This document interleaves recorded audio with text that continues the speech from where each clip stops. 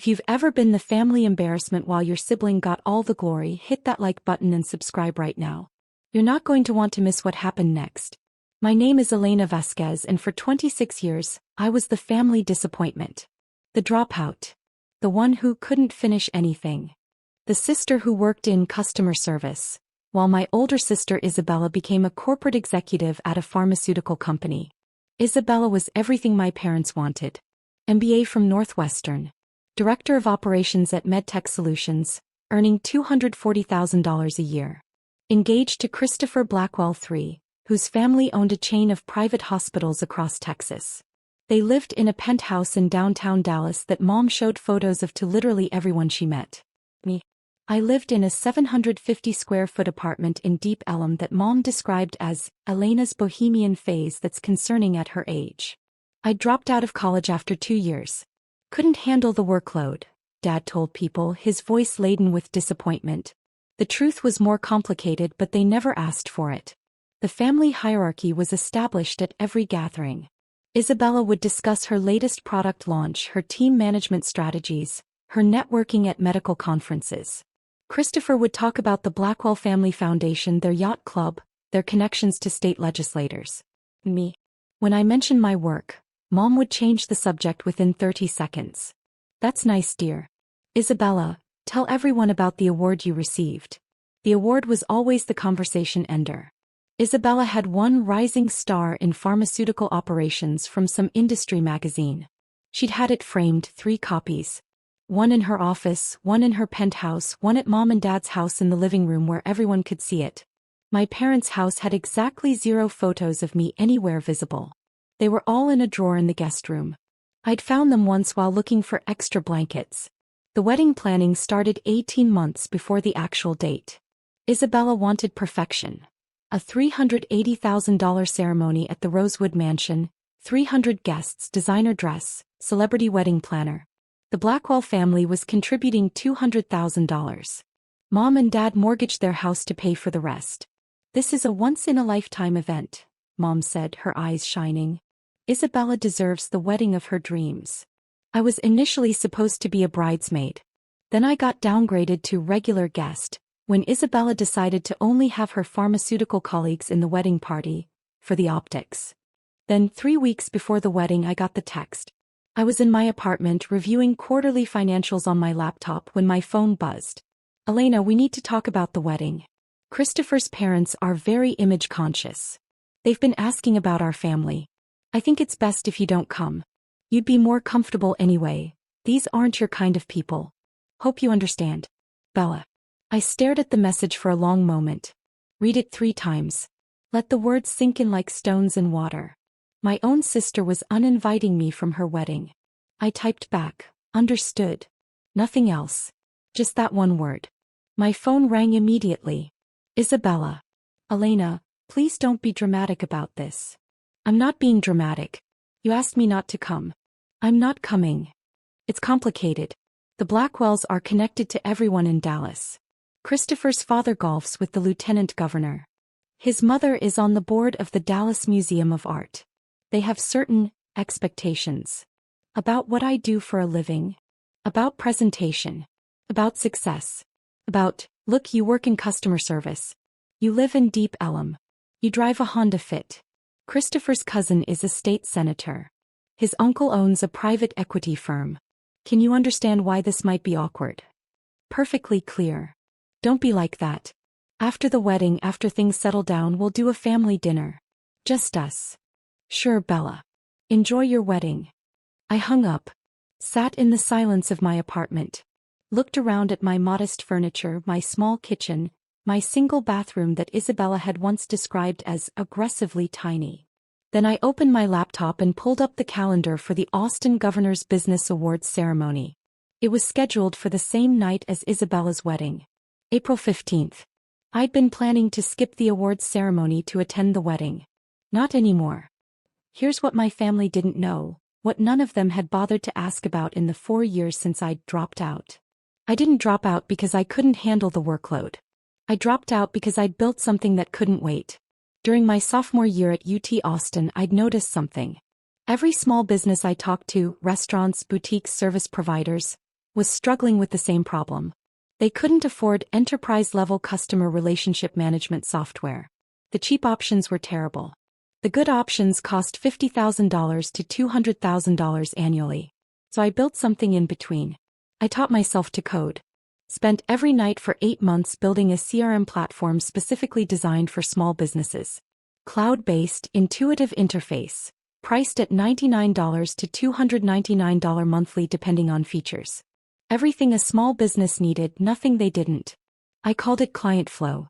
I dropped out in 2020 to run it full-time. My parents thought I was throwing my life away. They didn't know I'd already signed my first 50 clients and was generating $8,000 monthly in recurring revenue. By 2021, Client Flow had 800 clients and was generating $180,000 monthly. By 2022, 3,200 clients and $640,000 monthly. By 2023, we'd hit 8,500 clients across the United States and were generating $1.9 million monthly, $22.8 million annually. I had a team of 24 people. A CFO who'd previously worked at Oracle. A head of sales who'd built 3 successful startups. A customer success team of 12 handling support tickets and onboarding.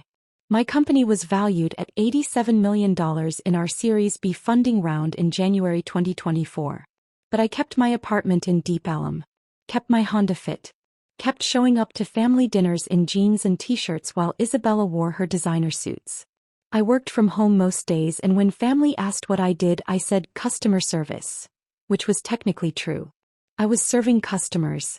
Just also happened to own the company. I let them believe what they wanted to believe. Because I needed to know, would they love me without the success? Would they value me just for being Elena? The answer had always been obvious. But Isabella's text made it crystal clear. The Texas Governor's Business Awards were a big deal. Started 15 years ago to recognize young entrepreneurs who were creating jobs and driving innovation in the state. The under 30 category was particularly prestigious. Only 5 winners annually, selected from hundreds of nominees. I'd been nominated by one of my investors, a venture capitalist who sat on 3 corporate boards and had the governor's personal cell number. When I won, I'd initially planned to keep it quiet, attend the ceremony, accept the award, and let it fade into the background. But circumstances had changed. Drop a comment and let me know where you're watching from tonight. The awards ceremony was at the Four Seasons in Austin. Black tie, 500 attendees, live streamed on multiple platforms. Forbes was covering it. The Austin Business Journal had a full team there. Every major tech CEO in Texas would be in attendance. I bought a dress. Not just any dress. A custom Alexander McQueen in midnight blue that cost $8,000. Hair and makeup by the same team that handled Austin Fashion Week. Shoes that cost more than my monthly rent.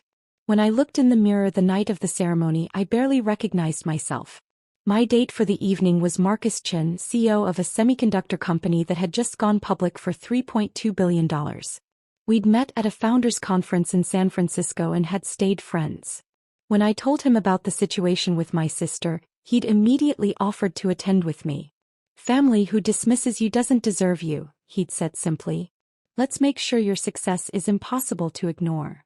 The ceremony started at 7 p.m., exactly the same time as Isabella's wedding ceremony at the Rosewood Mansion, 200 miles north in Dallas.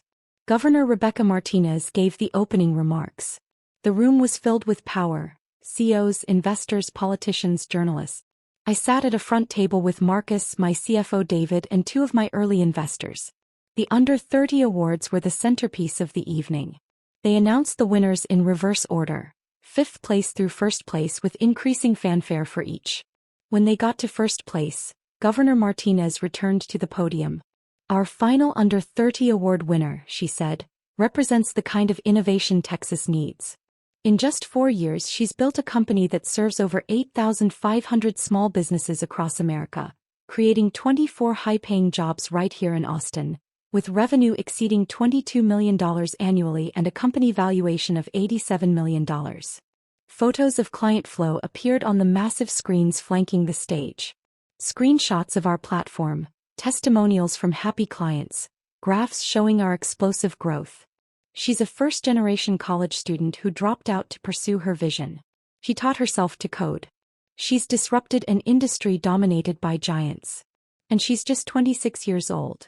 The room was silent, hanging on every word. Please welcome to the stage, Elena Vasquez, founder and CEO of Client Flow. The room erupted in applause. I stood, Marcus squeezing my hand supportively. Walked to the stage in my $8,000 dress and $1,200 shoes. Shook hands with the governor of Texas. Governor Martinez handed me a crystal trophy. Heavy, substantial, impossibly more prestigious than Isabella's Industry Magazine award. Elena, the governor said into the microphone, tell us what drove you to build Client Flow. I took the microphone, looked out at 500 of the most powerful people in Texas business and spoke clearly. I built Client Flow because I saw small business owners being underserved. They needed tools to compete but couldn't afford them. I wanted to democratize access to technology that could transform their businesses. And you dropped out of college to do this? I did. It was the hardest decision of my life. My family didn't understand. They thought I was throwing away my future. I paused. Turns out I was building it. The room laughed and applauded. What advice would you give to young entrepreneurs whose families don't support them? Build it anyway, I said firmly. The people who truly love you will celebrate your success when they see it. And if they don't? Then you've built something even more important, your independence. More applause, louder this time. The governor posed with me for photos. Professional photographers captured the moment from every angle. The governor handing me the trophy, both of us smiling, the Client Flow logo on the screens behind us. Forbes posted the photos to social media within minutes. Tagged me, tagged Client Flow, tagged the governor. The caption read, Elena Vasquez, 26, receives the prestigious Governor's Under 30 CEO Award for building an $87 million company that's revolutionizing small business technology. Hashtag Texas Tech, hashtag Women in Business, hashtag Under 30 Inch. The post went viral immediately. 50,000 likes in the first hour. Comments from business leaders, entrepreneurs, journalists. Shares from major tech accounts. While Isabella was saying her vows at the Rosewood Mansion, I was trending on social media. My phone started buzzing incessantly. I'd silenced it for the ceremony, but I could feel it vibrating in my clutch. Text after text after text. I ignored it. Focused on the evening.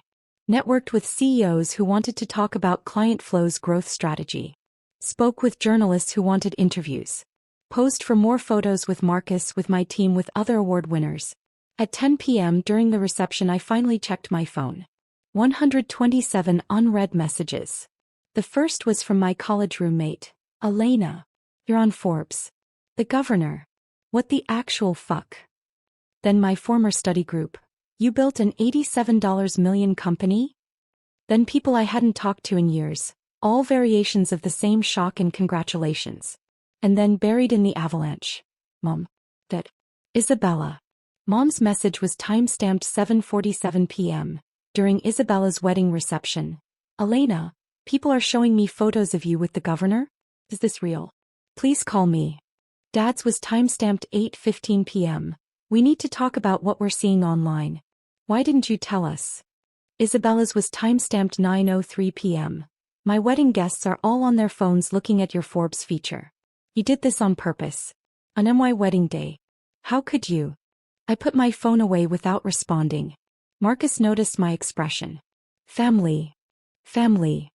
You okay? Better than okay, I said. For the first time in my life, I don't need their approval. The aftermath was spectacular. By midnight, the Forbes article had 200,000 shares. The photos of me with the governor were everywhere. Twitter, LinkedIn, Instagram, Facebook. Business publications were requesting interviews. Venture capital firms were emailing about Series C funding discussions. Client Flow's website traffic increased 847% overnight.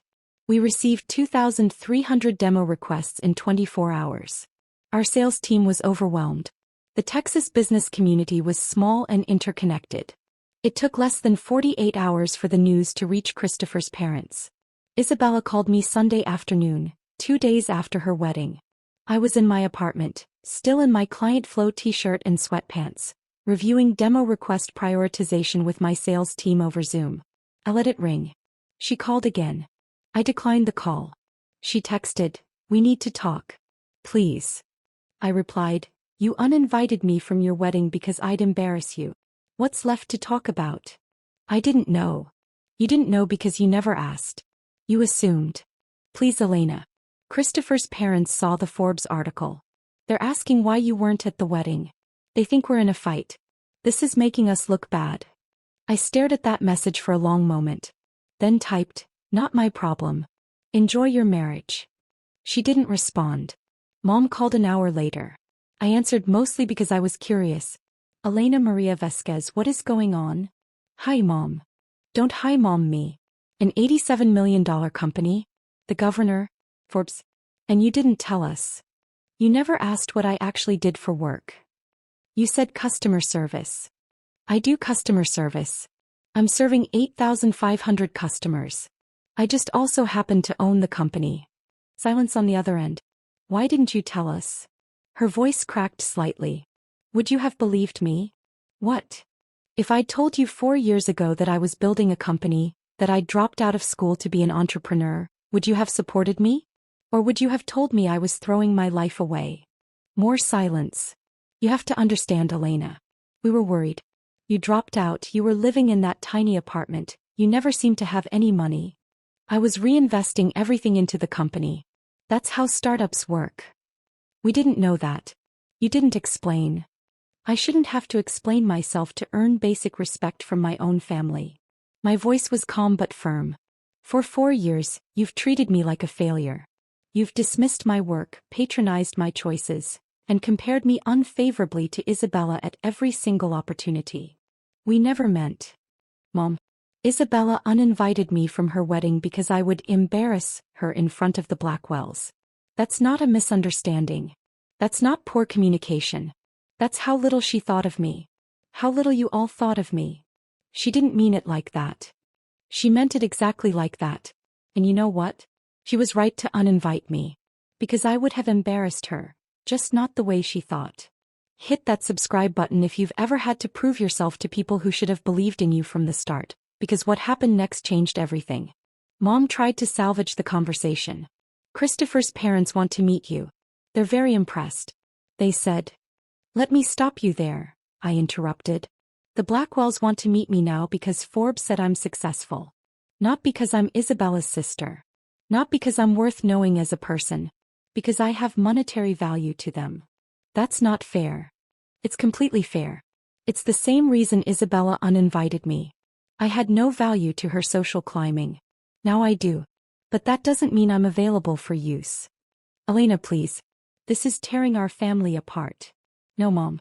This is revealing what our family actually is. There's a difference. I hung up. Turned my phone on Do Not Disturb.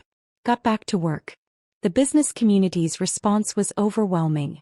Within 1 week I had interview requests from Forbes, Business Insider, TechCrunch, and The Wall Street Journal. Speaking invitations from 3 major tech conferences. Series C funding offers from 7 venture capital firms.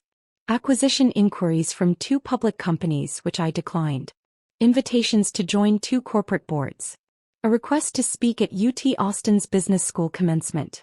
David, my CFO, was fielding calls nonstop. Elena, we need to hire a PR person. This is beyond what I can manage alongside the financials. Do it. Find someone good.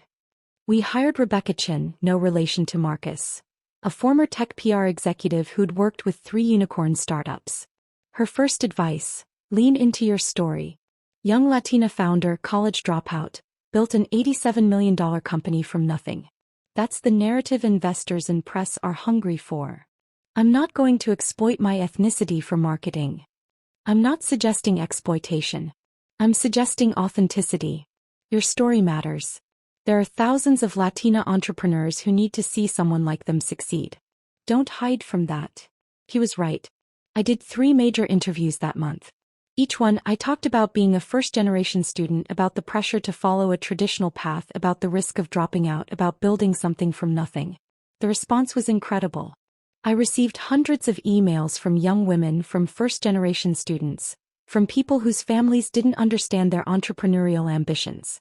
They told me my story gave them courage. Meanwhile, Isabella's life was imploding in slow motion. The Blackwell family, it turned out, was obsessed with status and connections. When they discovered Isabella had deliberately excluded her sister, the sister who was now a celebrated entrepreneur with the governor's personal endorsement, they were furious. Christopher's mother, Margaret Blackwell, was particularly angry. She sat on multiple charity boards and was deeply involved in Dallas high society. Having a connection to a successful young tech CEO would have been valuable for her nonprofit work and social standing. Isabella had cost her that connection. Christopher called me 3 weeks after the wedding. I almost didn't answer, but curiosity got the better of me. Elena, this is Christopher Blackwell. We haven't formally met. I know who you are. I'm calling to apologize for what happened with the wedding. Isabella made a mistake. Isabella made a choice, I corrected. A deliberate one. She was stressed.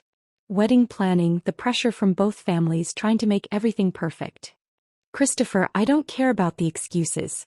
Your fiancé, sorry, your wife, uninvited me from her wedding because she thought I'd embarrass her. That's not stress. That's judgment. That's her actual opinion of me. She didn't know about your company. And that's precisely the problem. She never bothered to ask. None of them did. They saw what they wanted to see. A dropout, a failure, someone beneath them. Now I'm useful, so suddenly I matter. Silence on his end. My mother wants to invite you to lunch, he said finally. She's on the board of several charities that could benefit from technology solutions. She'd love to discuss potential partnerships with Client Flow. No. I'm sorry. I said no. I'm not interested in partnering with people who only value me for what I can do for them. Tell your mother I appreciate the interest, but Client Flow has other priorities. Elena, please be reasonable. I'm being perfectly reasonable. I'm running a business, not collecting social connections with people who dismissed me last month. I hung up. 10 minutes later, Isabella called. I let it go to voicemail. She called again. Voicemail. Voicemail. Finally, she texted, please talk to me. Christopher's family is furious. His mother is threatening to cut us off from the family foundation. She says I'm an embarrassment who doesn't understand the importance of family connections. Please. I stared at the message. The irony was so thick you could cut it with a knife. I replied, now you know how it feels to be called an embarrassment by your own family. Enjoy it. She tried calling 17 more times that day. I blocked her number. Mom showed up at my apartment the following Sunday. Just appeared at my door, which was bold considering I lived in a building with security and she didn't have the code. Someone must have let her in. Elena, we need to talk. Face to face. I considered closing the door. Instead, I let her in. My apartment suddenly felt smaller with her in it. She looked around, at my IKEA furniture, my small kitchen, my wall of photographs from my travels. Her expression was complicated, like she was seeing something that didn't compute. This is where you've been living? For 4 years. Yes. While you were building an $87 million company? While I was reinvesting every penny into growth. Yes. She sat down on my couch without being invited. Your father and I, we feel terrible. We didn't know. You didn't ask. You said you did customer service. I do. Just at a higher level than you assumed. I leaned against my kitchen counter. Mom, what do you want? Why are you here? I want to understand. Why didn't you tell us? I needed to know if you loved me without the success. If you'd value me just for being Elena. Your daughter. Not Elena the CEO, not Elena the award winner. Just Elena. Of course we love you. Do you? Because for 4 years, you've treated me like a disappointment. You've praised Isabella constantly while dismissing everything I did. You've introduced her as my daughter, the pharmaceutical executive, and me as my younger daughter who does various things. Her face crumpled slightly. I didn't realize. That's the problem. You didn't realize because you didn't care enough to look deeper. You saw what you wanted to see, a dropout who couldn't hack it in college. It never occurred to you that I might have left for a good reason. What was the reason? Really? I built something that couldn't wait. Every day I stayed in school was a day my competitors got ahead. I had clients willing to pay for my product. I had investors interested in funding me. I had a window of opportunity that would close if I didn't act. So you dropped out. So I dropped out. And you've held it against me ever since. She looked down at her hands. Your father mortgaged the house for Isabella's wedding. I know. We couldn't have done that for you. We're tapped out now. When you get married, if you want a big wedding. Mom, I don't want a big wedding. And if I did, I'd pay for it myself. I can afford it. I paused. That's not why I'm upset. I'm upset because you valued Isabella's happiness enough to mortgage your house, but you couldn't be bothered to understand what I was building. We didn't know there was anything to understand. Because you never asked. You never showed genuine interest in my life. You never wanted to know what I actually did every day. You just assumed I was failing and left it at that. The silence stretched between us like a canyon. What do you want from us, Elena? What would make this right? I want you to understand that you can't undo 4 years of dismissiveness with one conversation. I want you to recognize that your love felt conditional, dependent on me meeting your expectations of success. And I want you to understand that I don't need your validation anymore. I've built a life without it. You're our daughter. Am I? Because Isabella is the daughter you brag about. I'm the one you make excuses for. That's not, she stopped. Reconsidered. That was true. I can see that now. And I'm sorry. It was the first actual apology she'd offered. I need time, Mom. I need space to figure out what kind of relationship we can have going forward. One that's based on who I actually am, not who you wish I'd been. How much time? I don't know. Months. Maybe longer. She looked stricken. Isabella's marriage is already strained because of this. Christopher's family is furious with her. She's barely talking to us. And now you. Isabella's marriage is strained because she made a choice that backfired. That's not my responsibility to fix. She's your sister. She uninvited me from her wedding, Mom. She told me I'd embarrass her. That's not sisterly love. That's contempt. She's sorry. I'm sure she is. Sorry that it blew up in her face. Sorry that it's causing her social problems. But I don't think she's actually sorry for how she treated me. She's just sorry about the consequences. Mom stood up, her movements heavy. I should go. Yeah. At the door she turned back. Your father wants to see you. Will you consider having dinner with us? Eventually. Not yet. When? When I'm ready. When I trust that you want to see me, not just manage the situation. She left. I closed the door, leaned against it, and exhaled slowly. My phone buzzed. A text from Marcus. Saw your mom's car leaving your building. You okay? He'd been monitoring the situation, concerned about my family showing up unexpectedly. I'm okay. Standing my ground. Good. You deserve better. Don't settle for less. I smiled at the phone. Chosen family, I was learning, was often better than biological family. Over the next 3 months, the transformation was complete. Client Flow secured $32 million in Series C funding, valuing the company at $124 million. We hired 18 more people. Opened a second office in San Francisco. Signed partnerships with 3 major small business associations. I was invited to speak at South by Southwest about entrepreneurship and resilience. 5,000 people attended. Standing room only. The Wall Street Journal did a feature profile. Elena Vasquez, the dropout who built an empire while her family wasn't looking. The article detailed everything. The family dynamics, Isabella's wedding, the governor's award timing. It was honest and unflinching.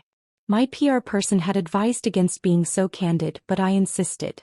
People need to know the real story, I'd said. Not the sanitized version. The response was overwhelming. Thousands of people shared their own stories of family dismissal, of being underestimated, of having to prove themselves to people who should have believed in them from the start. Isabella's marriage, meanwhile, was crumbling.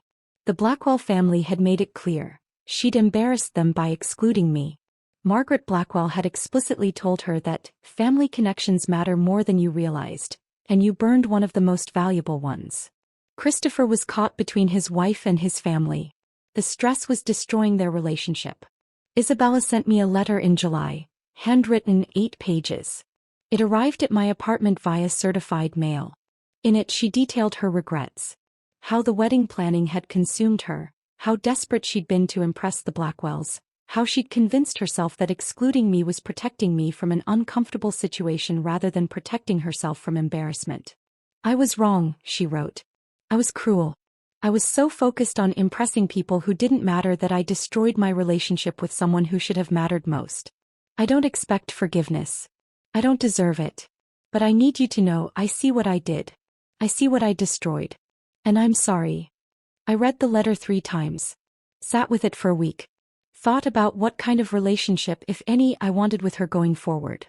Eventually I wrote back. 1 page. I appreciate your apology. I believe you're sorry.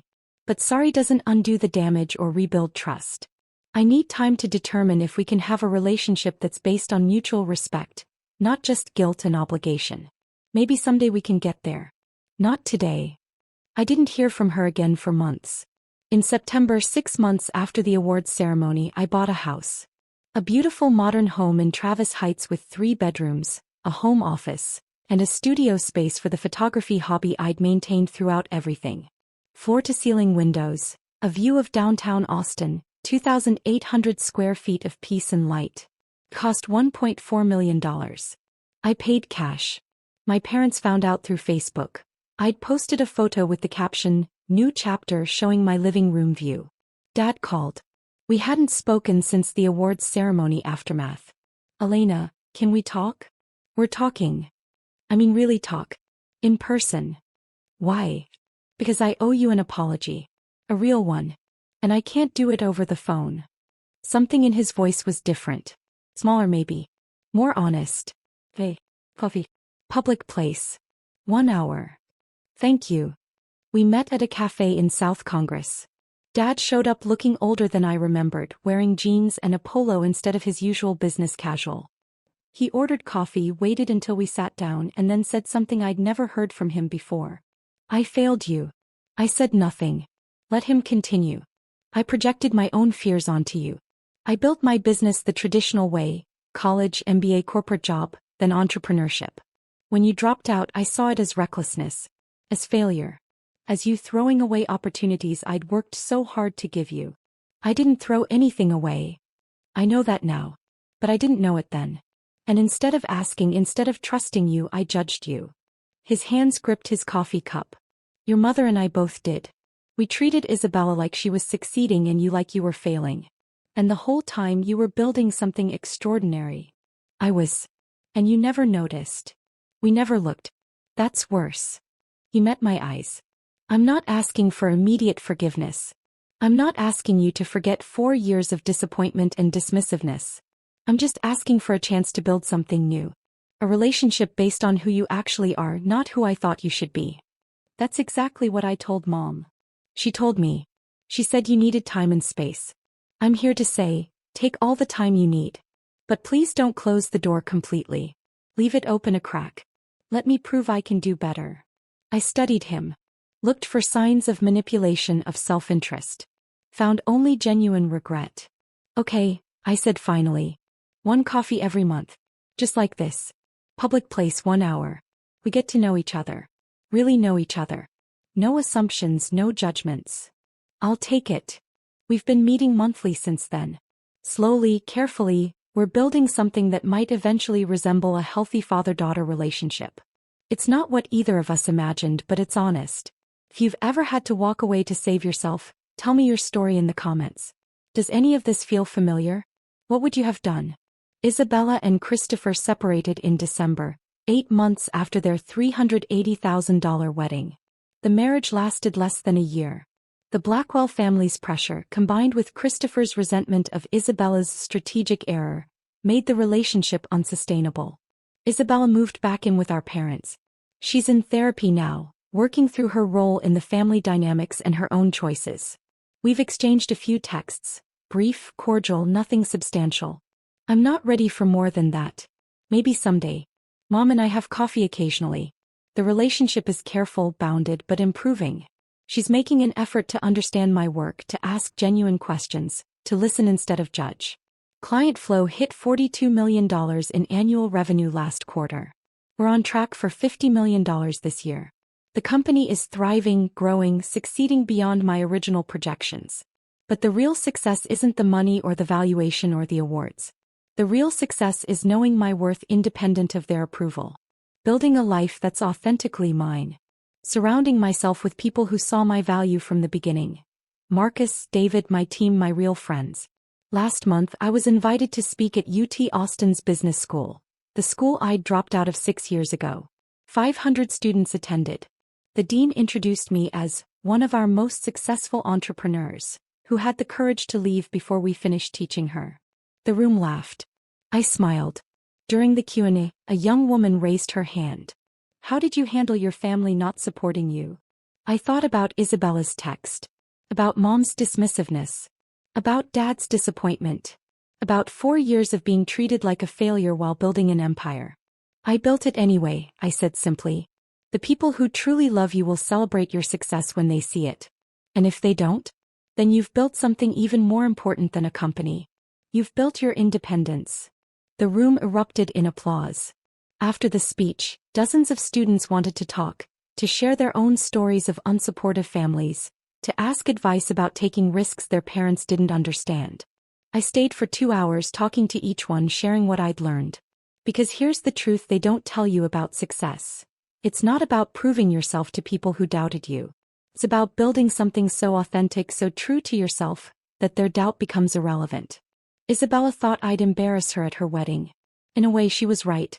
Just not the way she imagined. While she was performing for the Blackwells, I was receiving recognition from the governor. While she was trying to impress people who didn't matter, I was building something that would outlast all of their opinions. The greatest revenge isn't proving them wrong. It's building a life so fulfilling that their approval becomes unnecessary. I'm 28 now. Client flow is valued at $124 million in climbing. I own a beautiful home.